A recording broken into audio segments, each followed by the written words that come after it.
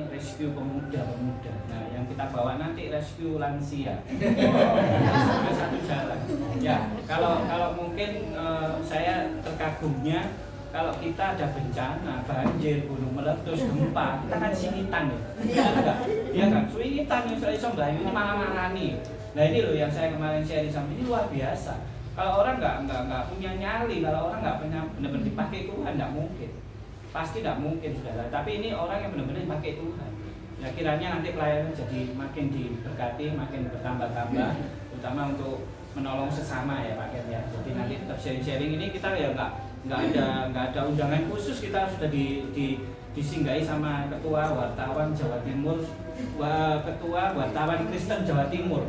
Loh, ini luar biasa, ini bukan suatu kebetulan. Moga-moga terus saja bisa bukan memantau ya, bisa melihat kita, pelayanan kita. Nah, siapa tahu nanti jadi satu tulisan yang bisa diwartakan, bisa menjadi teladan untuk sesama kita ya. Setuju gitu ya. Ya, berikan tepuk tangan buat Pak Ken.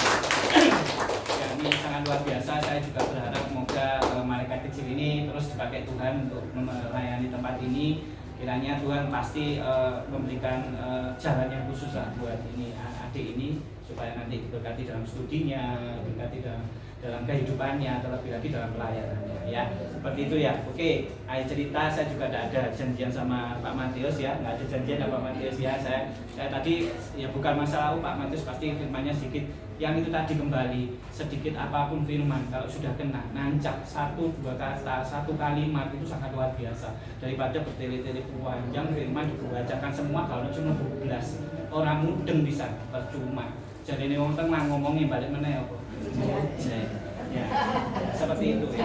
Nah, ini ada satu cerita yang memang ya ada sangkut pautnya juga, terlebih lagi dalam perubahan tahun ini, dalam tahun 2023 ini kita harus sudah berubah dalam arti tadi Pak Mati semua sudah dicukupkan. Ngapain kamu masih bingung aja? Bukan sekali lagi bukan masalah penghakiman, sudah percaya tadi firman sudah dibicarakan, kita sudah dicukupi. Ayo kita maju lebih lagi dalam melayani. Nah, ini saya beri judul tentang tata krama ya. Saya sendiri punya misi ya sama Pak Ken ya. Pak Ken tidak ada jiwa untuk jadi gembala sampai Tuhan izinkan akhirnya sudah gembalai satu gereja ditutup sudah sama Tuhan. Tapi Tuhan pakai lebih dahsyat lagi. Ya sama. Saya pun di sini seringkali saya ngomong enggak, saya bukan gembala, apalagi saya memimpin orang-orang lansia yang tak anggap ini orang-orang super semua. Dalam arti saya bisa ngomong mungkin saya disentuh hati sama Tuhan mungkin 12 tahun yang lalu. Dan mungkin Tante Gunawan mungkin mulai tutup sekolah minggu, youth sampai lansia, ya sudah apa? Sama. Bukan masalah pantas nggak pantas, lebih baik saya ngomongnya Pak, ayo jalan bareng melayani Tuhan, ayo jalan bareng menikmati Tuhan Yesus, ayo jalan bareng untuk belajar mengerti firman Tuhan. Nah, itu seperti itu. Ya, suatu ketika ada perusahaan itu gede. Ya, perusahaan sangat besar sekali. Dari situ ada satu taman itu indah ya, karena besarnya perusahaan ya. Perusahaan ini kok kaya raya sudah. Di situ ada perusahaan yang sangat fasilitasnya sangat luar biasa. Nah, di situ ada satu taman itu yang taman benar-benar sudah taman indah sudah. Penghijauannya, ada sungai, ada koi ya. Bukan seperti koi yang kita temui di Kediri ya. Kita jalan ke sana ternyata gua tempat persembunyiannya PKI ya. Ternyata di Instagramnya bagus-bagus koi. Setelah kita ke sana bener enggak bayar, sukarela. Ini enggak ono, cuma lele glebet. Ada koinya. Nah. Ya, siapa itu yang ikut itu kemarin ya? Nah, ikut ya. Nah, seperti itu.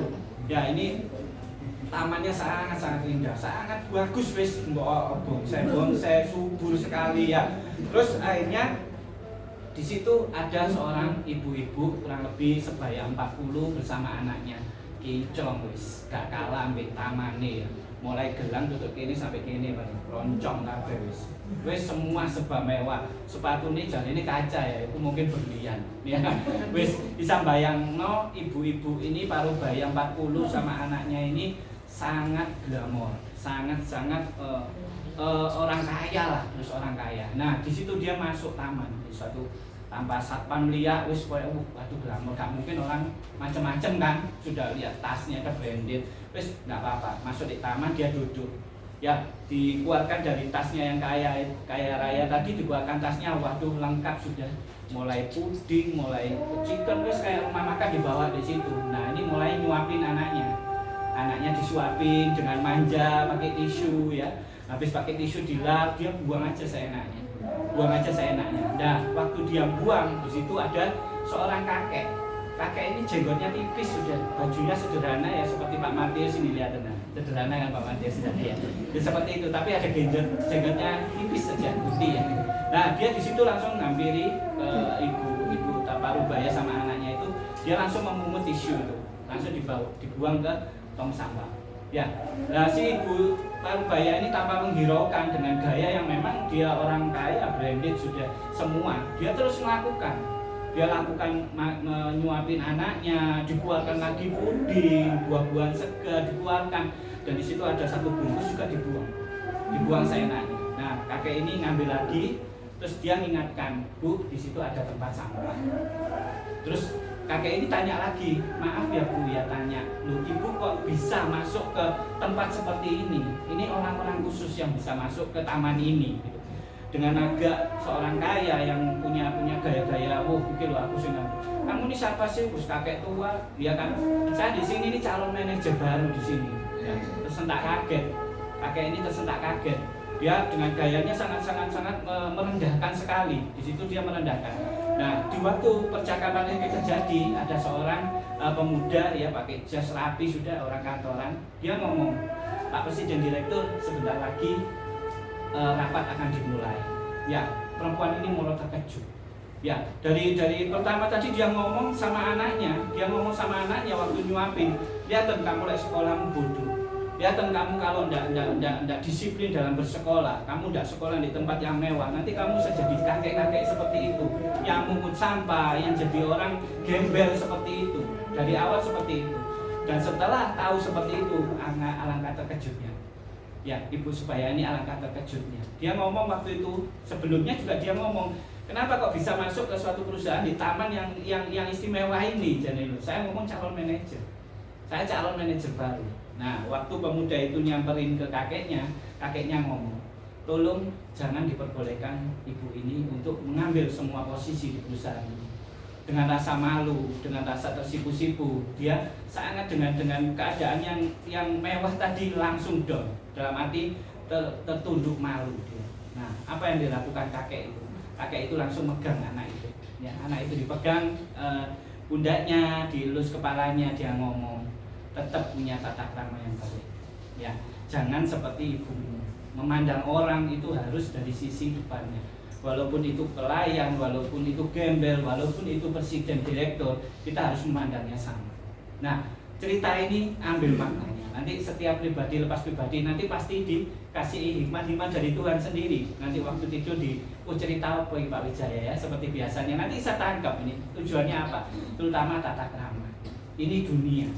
Ini di dalam hal dunia. Nah, terlebih lagi dalam pelayanan. Kita ini seakan-akan menghargai Tuhan Yesus itu sebagai presiden direktur, punya tata krama. Itu yang penting. Terlebih lagi dalam hal melayani. Kamu bisa gagah-gagahan, mewah, semua super mewah, semua bisa dibeli. Bahkan sampai saya berani ngomong, jemaat tak tuku iso.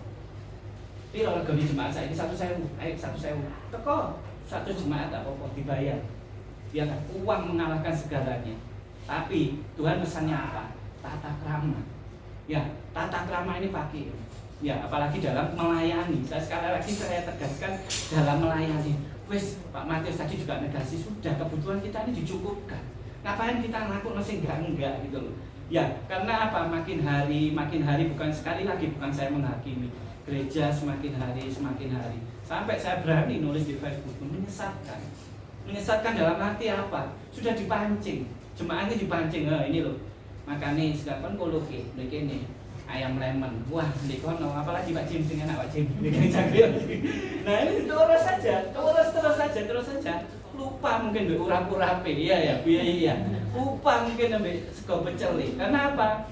Diberikan hal-hal yang dunia terus, bukan di kono dikayak apa sandal, diukur sandal mungkin pakai magic jar, ya kan? Kamu di sana kasih apa? Oh handuk, itu lo pakai blender. Ya, mari ini jok kaget sampai dalam sepeda motor diundi di dalam gereja ya.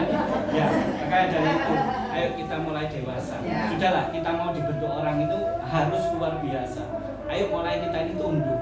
mulai kita punya tata krama. Kalau di dalam dunia kamu paling dipecat, ya sudah habis gak dipakai orang kayak gini dunia.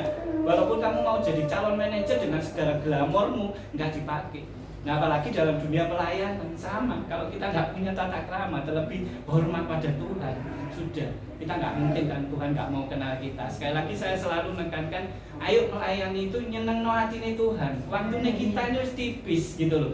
Dan sampai Tuhan mau ketemu sopo ini gak kenal aku, cilaka ya. Oke, gitu aja firman dari saya. Moga-moga bisa dapat ya segalanya ya. Terima kasih, Tuhan Yesus memberkati. Silakan.